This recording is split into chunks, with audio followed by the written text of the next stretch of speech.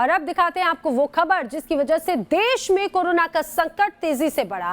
तबलीगी जमात का चीफ मौलाना साद अभी तक फरार है। पुलिस के सामने अभी तक मौलाना साद आया ही नहीं है। लगातार दिल्ली पुलिस मौलाना साद को तलाश रही है, ढूंढ रही है, लेकिन अब ये कहा जा सकता है कि शिकंजा कसने के लिए अब डोजियर तैयार किया दिल्ली पुलिस ने। दरअसल पहले ही मौलाना साद को 2 बार नोटिस भेजा जा चुका है और उसके बाद में जो जवाब आया, मौलाना साद ने दावा किया कि कोरोना टेस्ट जो उसने करवाया तो उसकी रिपोर्ट नेगेटिव आई है। जमात की वजह से जिस तरह से लगातार देश में मामले बढ़े कोरोना के, उसका जिम्मेदार मौलाना साद ही है। लगातार मौलाना साद को ढूंढने की कोशिश की जा रही है, लेकिन अभी तक पुलिस के हाथ मौलाना साद की गिरफ्तारी को लेकर खाली ही है। और आपको बता दें, मौलाना साद की जहां जहां पे जानकारी मिली वहां पर लगातार पुलिस दबिश दे रखी है, लेकिन अभी तक कोई ऐसी जानकारी नहीं मिल पाई। लेकिन हाँ, जो अकूत संपत्ति है मौलाना साद की, उसके बारे में जरूर जानकारियां मिली। ये कहा जाए कि बेतरतीब तरीके से जो तमाम जो चीजें हैं वो उसकी भी लगातार जानकारी मिलती रही है। प्रवर्तन निदेशालय के साथ साथ क्राइम ब्रांच की टीम भी लगातार अब मौलाना साद पर शिकंजा कसती हुई नजर आती है। लेकिन सवाल ये है कि मौलाना साद आखिर है तो है कहां, क्योंकि अब तक उसकी गिरफ्तारी नहीं हुई और अब तो ऐसा लगता है कि वो लगातार पुलिस को चुनौती दे रहा है और उसके आगे पुलिस भी लाचार ही है।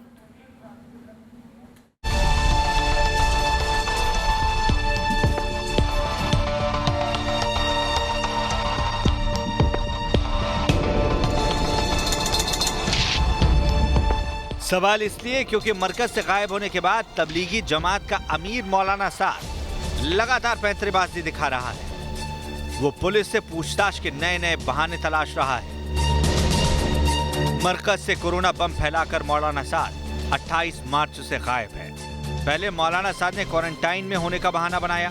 क्वारंटीन खत्म होने के बाद भी मौलाना साद सामने नहीं आया। मौलाना ने अपना कोरोना टेस्ट कराने में जानबूझकर देरी की। क्राइम ब्रांच ने दबाव डाला तो मौलाना साद ने सरकारी अस्पताल में टेस्ट कराने से ही इनकार कर दिया।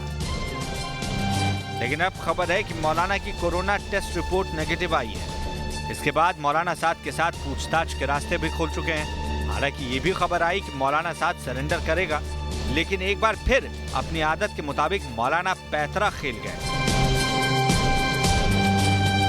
मौलाना साद जो उसका आंख मिचोली का जो खेल चल रहा है, उसको लेकर काफ़ी चीज़ें सामने आती हैं। चाहे ईडी उसमें केस में जांच कर रही हो, लेकिन मौलाना साद अपनी तरफ से वॉलंटरीली आप देखेंगे जांच में सहयोग करते हुए दिखाई नहीं दे रहा। मौलाना खुद तो सामने नहीं आए, लेकिन अपने वकील को जरूर आगे किया, जिसने बताया कि पुलिस ने मौलाना साद को अभी तक पेश होने का आदेश नहीं दिया है। पुलिस की ओर से उन्हें कोई समन नहीं दिया गया। 3 नोटिस मिले और तीनों का जवाब दिया जा चुका है। साद के वकील ने कहा कि मौलाना भगोड़े नहीं है, लेकिन हम आपको बता दें कि मौलाना का खेल कुछ और ही है। दरअसल पुलिस इस समय दोहरे दबाव में है। उस पर मौलाना की गिरफ्तारी का दबाव है, वहीं मौलाना रमजान को हथियार बनाकर बचने की जुगत में। रमजान का महीना शुरू हो चुका है। पुलिस का कहना है कि अगर इस समय वह मौलाना साद को कहीं से गिरफ्तार करते हैं तो जो माहौल है, जो लॉ एंड ऑर्डर की स्थिति है, उसमें कहीं कोई प्रॉब्लम खड़ी ना हो जाए, क्योंकि दिल्ली पुलिस पहले से ही कोरोना वॉरियर्स के तौर पर लगातार सड़कों पर तैनात है। एक तरफ जमाती जहां देश भर में घूम घूम कर कोरोना फैला रहे हैं, वहीं अब जमात से जुड़ी एक अच्छी खबर भी सामने आई है। हरियाणा और दिल्ली में कोरोना को मात देकर ठीक हुए तबलीगी जमात के कुछ लोग अब दूसरे कोरोना संक्रमितों को ठीक करने के लिए प्लाज्मा डोनेट करने वाले हैं। खबर है कि तबलीगी जमात के 300 से ज्यादा सदस्यों ने प्लाज्मा देने के लिए दिल्ली सरकार के कंसेंट फॉर्म पर दस्तखत कर दिए। जमातियों की इस पहल का स्वागत करना चाहिए। स्वागत हो भी रहा है, लेकिन इस पर कुछ सवाल अभी भी उठाए जा रहे हैं। सवाल यही कि क्या जमातियों ने काफी देर कर दी? क्या पूरे देश में कोरोना में विलन साबित होने के बाद जमात अब अपनी इमेज सुधारने के लिए ये सारी कवायद कर रही है? कुछ लोग इसे 100 चूहे खाकर बिल्ली हज को चली वाली कहावत से जोड़ रहे हैं। इसके पीछे लोगों के अपने अपने तर्क भी हो सकते हैं, लेकिन इसमें कोई शक नहीं कि ये पहल शानदार है। Team news nation. और इस बीच आपको बता दें, जिस तरह से लगातार तबलीगी जमात का चीफ मौलाना साद को ढूंढने की कोशिश की जा रही है, कहा जा सकता है कि जल्द ही कोई बड़ी कार्रवाई की जाएगी। तबलीगी जमात के चीफ मौलाना साद को लेकर कई तरह के सनसनीखेज खुलासे हो रखे हैं। सूत्रों के मुताबिक साद ने विदेशी फंडिंग के जरिए 2000 करोड़ रुपए का खजाना जमा कर लिया था। और इस बीच क्राइम ब्रांच ने साद के खिलाफ अब डोसियर भी तैयार कर लिया है।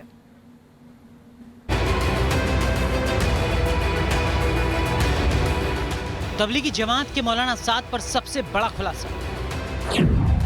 क्राइम ब्रांच के डोजियर में कैद मौलाना साद का कच्चा चिट्ठा। 2000 करोड़ की जायदाद का मालिक कैसे बना मौलाना साद? वायरस विलेन मौलाना साद की क्राइम कुंडली तैयार।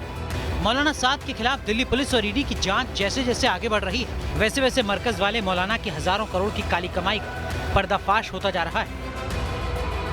एक तरफ मौलाना साद की गिरफ्तारी के लिए पुलिस उसके ठिकानों पर लगातार छापेमारी कर रही है, तो वहीं दूसरी तरफ मौलाना साद की क्राइम कुंडली भी तैयार हो गई। इसमें बताया गया है कि विदेशी फंडिंग और मरकज की कमाई से मौलाना साद ने 2000 करोड़ की संपत्ति बनाई है। ईडी ने मरकज की विदेशी फंडिंग से जुड़े मामले में करीब 2 दर्जन लोगों से पूछताछ की।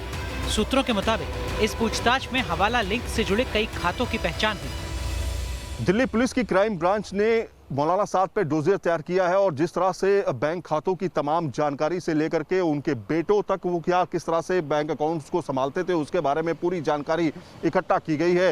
इस डोजियर में यहाँ तक की डिटेल है कि 2000 करोड़ की संपत्ति किस तरह से वो मैनेज करता था, इसके बारे में पूरी जानकारी दी गई है। इसके साथ में इलियास, उवैस और 2 बेटों के साथ में किस तरह से वो पैसों को इधर से उधर ट्रांसफर करता था, यानी तमाम तरह के वो अकाउंट्स का इस्तेमाल करता था और फंडिंग अलग अलग तरीके से की जाती थी।